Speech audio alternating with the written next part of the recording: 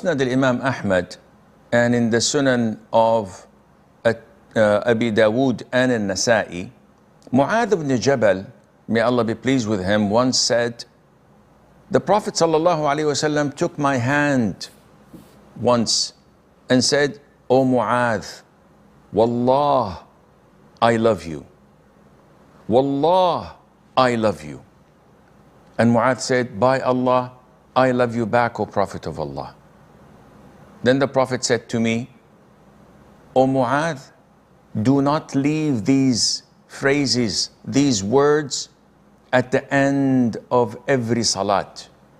Allahumma inni ala dhikrika wa shukrika wa husni ibadatika. O Allah, help me to remember you, to thank you, and to worship you perfectly."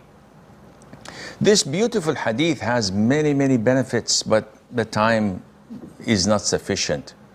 However, the Prophet ﷺ practically practiced what he instructed us. He told us, whenever you love someone, notify him. And once he was sitting with a companion of his, when this companion said, "O Prophet of Allah, do you see that man over there? By Allah, I love him." So the Prophet said to him, "Have you notified him?" And the man said, "No."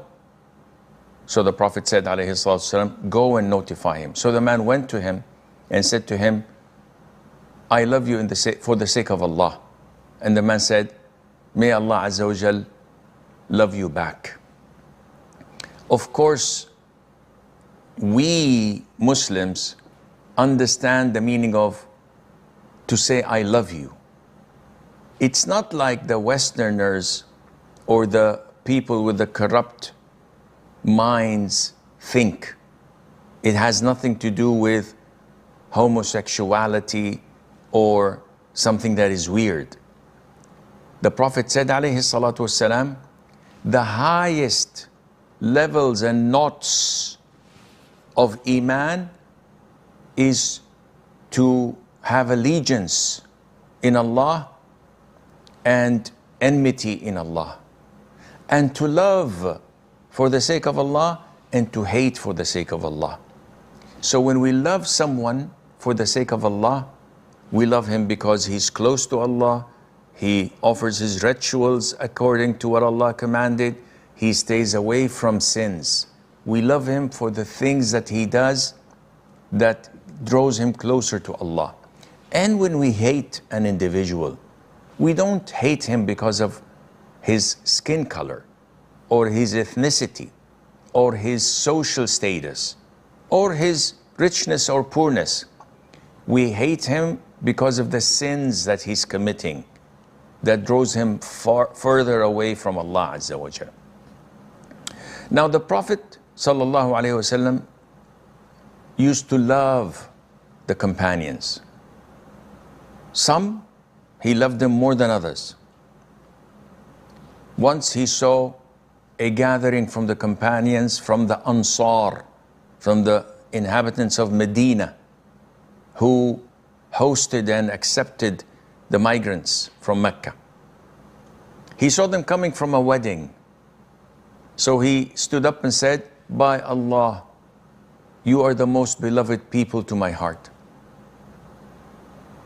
He also answered the question, showing that he loves the companions more than others.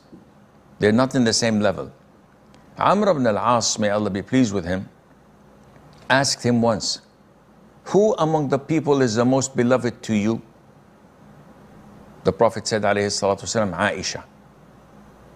Amr was hoping that the Prophet would say, "You." Because Amr was a fierce enemy of Islam and the Muslims. And on the 8th year of Hijrah, almost 21 years after the Prophet became a messenger, alayhi salatu wasalam, he accepted Islam. So imagine of 21 years of hostility against Islam, he accepted Islam after 21 years. And because the Prophet was a person, sallallahu alaihi wasallam, who was kind-hearted and would not hold a grudge, whenever he saw Amr, he smiled in his face, giving the impression to Amr that I might be one of the favored ones to the Prophet sallallahu alaihi wasallam. So he asked him, who among the people do you love most? The Prophet said, Aisha, his wife. Amr said, I meant from the men. So the Prophet said, Abu Bakr. Amr said, who next? The Prophet said, Umar. Okay, who next? Hoping to hear his name. And the Prophet kept naming people and not Amr ibn al-As among them. He also said that his grandsons, Al-Hasan wal-Hussein, are among the most beloved to his heart. O Allah, love them and love those who love them. Now, if we look at the individual, Muadh ibn Jabal, I would presume that the vast majority of Muslims don't know this man. Maybe they haven't heard his name before. And if they had, they may not know who he is. And this is shameful. When you're asked about the BAFTA awards, or the Oscars, or the box office, or the top 10 in the charts, or the best football players, or athletes, you can list and write novels on them, knowing each and every one, their biography, where they lived, how they lived, who they married, how many times they got married, and how they died. But when we come to the inhabitants of Jannah, when we come to the companions of our Prophet ﷺ, the best of generations ever to walk the earth, we are oblivious.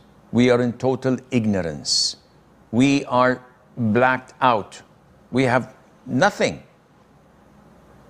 Muadh ibn Jabal accepted Islam when he was 16. He was a kiddo. Was not engaged in video games or trivial things like our kids. He came to Mecca when the Prophet did not migrate yet and was involved in Bay'atul Aqabat al-Thaniyah. And after the Prophet migrated to Medina, may Allah be pleased with him, Muadh ibn Jabal did not skip a battle next to the Prophet ﷺ. He witnessed all battles at this young age. He wasn't just a brave man. He was among the highly decorated scholars of Islam, to the extent that the Prophet ﷺ said, Muadh will come ahead of the scholars on the Day of Judgment by miles. He will come ahead of them. Imagine if you were in a community where the Prophet was, alayhi salatu wasalam. Would you ever dare to ask anyone for fatwa? Never. Yet Muadh was one of the few whom used to give fatwa in the presence of the Prophet ﷺ and in his time. To the extent that the Prophet ﷺ said, take the Quran from four. There are four companions, individuals, that are highly learned in the Quran, and you will take it from their tongues perfectly. Take it from Ibn Abd, Abdullah ibn Mas'ud, from Ubay ibn Ka'b, from Muadh ibn Jabal, and from Salim, Mawla Abi Hudhayfa. May Allah be pleased with them all. However, Muadh died when he was 34 years of age, leaving behind this wonderful legacy that each one of us should ask himself. What have I left behind me? What will I leave behind me when I die? Is it something that I can be proud of? Is it something that I would like to see in my grave? Muadh ibn Jabal witnessed all battles with the Prophet ﷺ, hoping to die as a martyr. And he died as a martyr, but not on the battlefield. He died with the plague of Umwas, and he would be rewarded as a martyr with the grace of Allah Azza wa Jal. This is just a reminder of one of the great companions. There are so many incidents that we, if we were to talk about, would remember immediately that, oh, yeah, I know this hadith. And it is related to Muadh.